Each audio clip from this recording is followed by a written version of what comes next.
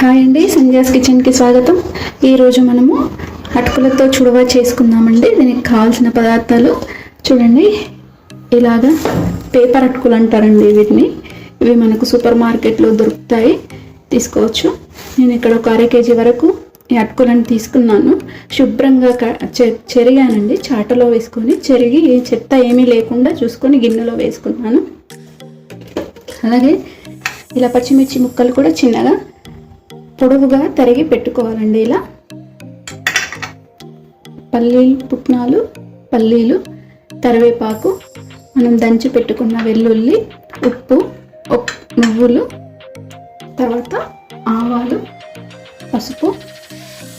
ఇప్పుడు మనం స్టవ్ వెలిగించుకున్నాము. ఇందులో మూకుడు పెట్టేసుకొని ఈ అటుకులను దోరగా వేయించాలండి. క్రిస్పీగా వచ్చే వరకు వేయించుకోవాలి.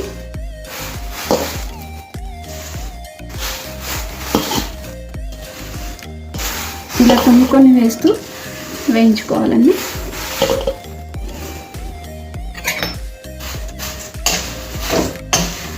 మీడియం ఫ్లేమ్ మీద పెట్టుకుంటూ కింద అడుగంటకుండా కలుపుకుంటూ వేయించుకోవాలి.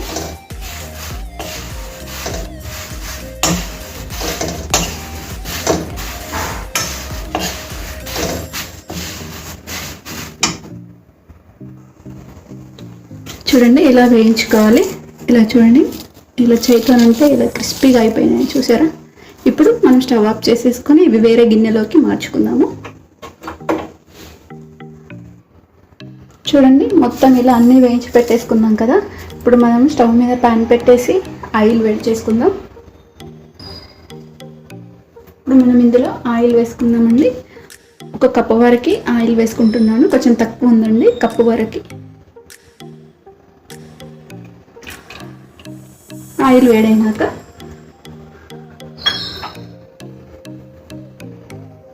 మన ఆయిల్ వేడైపోయిందండి.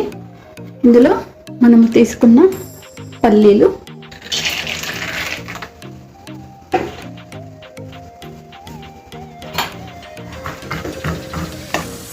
ఇవి కొంచెం వేగాలండి. ఇప్పుడు ఇందులోనే పుట్నాలు, అలాగే 2 టేబుల్ స్పూన్ల వరకు ఆవాలండి.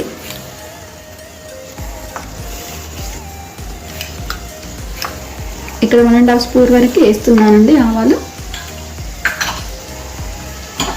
అలాగే 1 స్పూన్ వరకు జీలకర్ర,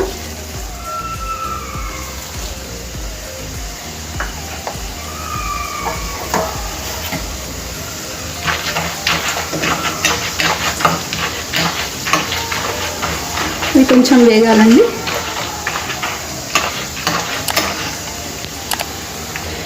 ఇప్పుడు వేగాయి కదా, నేను కట్ చేసి పెట్టుకున్న పచ్చిమిర్చి,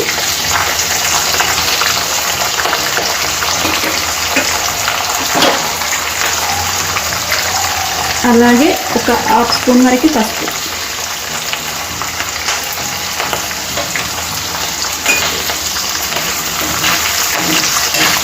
మిర్చి మొత్తం ఫ్రై అవ్వాలండి.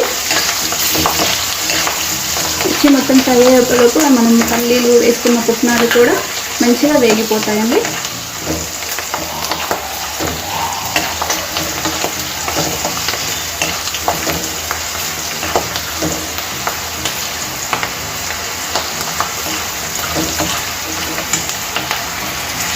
ఇప్పుడు మన మిరపకాయలు కూడా వేగిపోయినాయి. ఇందులో మనం దంచి పెట్టుకున్న వెల్లుల్లి ఇలా ముక్కలుగా దంచేసి పెట్టేసుకున్నాను. అలాగే కరివేపాకు,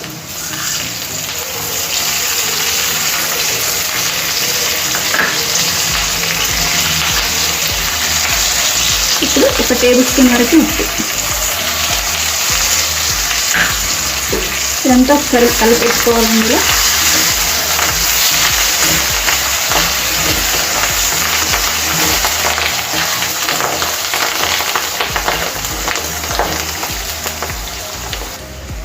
ఇది మనకు వేగిపోయిందండి. నేను ఇక్కడ 1 టేబుల్ స్పూన్ వరకు నువ్వులు తీసుకుంటున్నాను. ఈ నువ్వులు కూడా వేసుకోవాలండి. మనం చివరన వేసుకోవాలి. నువ్వులు ముందే వేసుకుంటే అన్నీ చిల్లిపోతూ ఉంటాయి.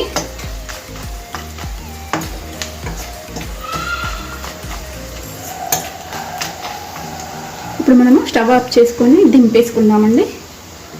ఇప్పుడు ఇదంతా కూడా ఇందులో వేసేసుకుందామండి. ఇలా వేసుకొని ఇదంతా కలిపేసి చూడండి, ఈ విధంగా అన్నీ కలిపేసుకుందామండి. మొత్తము మనకు రెడీ అయిపోయినాయి. ఇప్పుడు ఇవి వేరే గిన్నెలోకి తీసేసుకుందాము. చూడండి మన చుడవ అటుకులు రెడీ అయిపోయినాయండి. చాలా ఈజీగా చేసుకోవచ్చు. తప్పకుండా నా ఛానల్ని సబ్స్క్రైబ్ చేయండి, లైక్ చేయండి, షేర్ చేయండి. Thanks for watching.